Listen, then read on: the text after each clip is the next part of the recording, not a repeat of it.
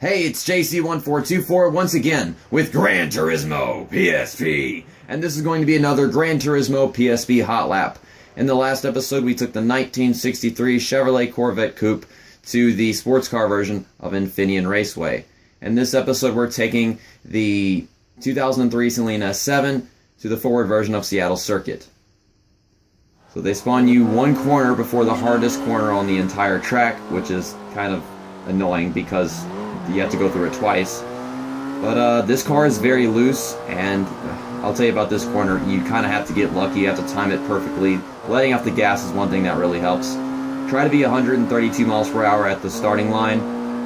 You want to get on the brakes between the crosswalks right here most of the time. Be in first gear through this hairpin corner. Don't let the car get sideways off the corner. Kind of a tapping thing helps. Get off the gas and into third gear. Don't touch the curb or the wall.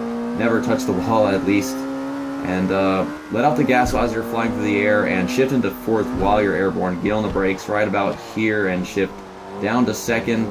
Ride the curbs a bit and just do your best to not get sideways. I mean, if you do get sideways, make sure you're ready to save it. You have to build that instinct.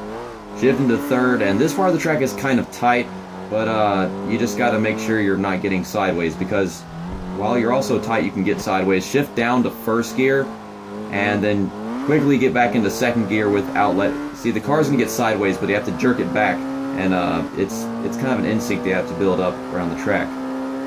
You can lose control of the car in that wide turn right there, but it's not much of a problem. Shift down to second right here and take the car to the rumble strips, curbs, whatever you want to call them, and shift into third right about here.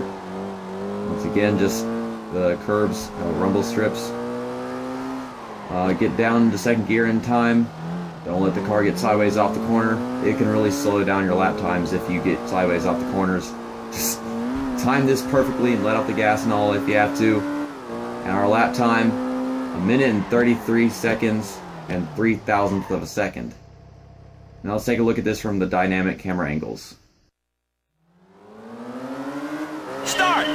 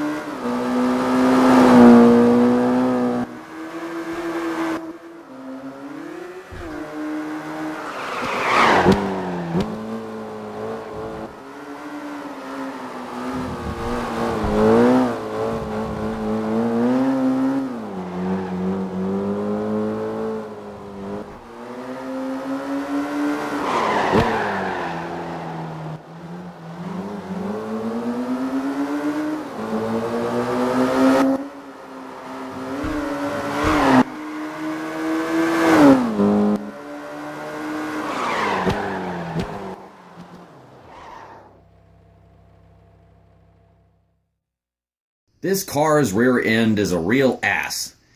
Granted, it's not as bad as the Cadillac that we took to Trial Mountain, but the reason why is this track has a lot of tight corners. You have to go down to really low speeds, and then you have to stomp on it exiting the corners and get back up to speed again.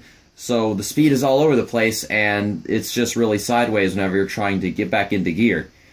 Now, with the Cadillac, if we took the Cadillac to Seattle Circuit, that would be probably the biggest driving nightmare I've ever done. I mean, that wouldn't even be as bad as Bugatti Veyron at Nürburgring. This was really difficult because I was originally getting lap times of like 1 minute and 30 I think it was a minute and 38 seconds, a minute and 37 seconds, and then I got used to the track and found a way to go fast through that chicane before the finish line. And even then, getting that chicane that's before the finish line correct, it's actually a little difficult. I mean, you kind of have to get lucky sometimes. That's what I feel like I've been doing for the most part.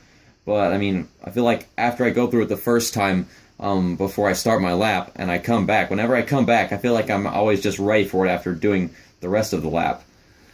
But yeah, it takes a lot of practice to be able to drive the car around this track like that. That track is actually really difficult in general. I feel like it's the most difficult thing that Gran Turismo ever created. Now, this was the episode with the 2003 Saleen S7 at the forward version of Seattle Circuit. Our lap time, a minute and 33 seconds and 3/1000th of a second, almost a minute and 33 seconds flat. That was with all driving aids off, even the professional driving physics or whatever it is, and also in manual transmission, of course. That's why we had these random shifting points. I'd let it stay above the red light, or sometimes I would wait it out a bit. And yeah, that was really difficult. I'll say this right now, I did get a better lap time than that at one point, but I hit the wall before that point where they spawned me, the one that was to the right. They start me and then I make a right turn, but, well, the turn before that I hit the wall to the right, and my lap time was a minute and 32.7 something seconds, and I was like, I hit the wall. I'm going to have to try to beat that lap time without hitting the wall, and I never did. So I got really impatient and I just did the best I could and came out with this lap time. So thanks for watching this episode of the Gran Turismo PSP Hot Lap series, and we actually have a few more to come because there are a bunch of really good cars right now that I would like to do episodes with in the dealership of the game. So see you next time. That's that, and episode over.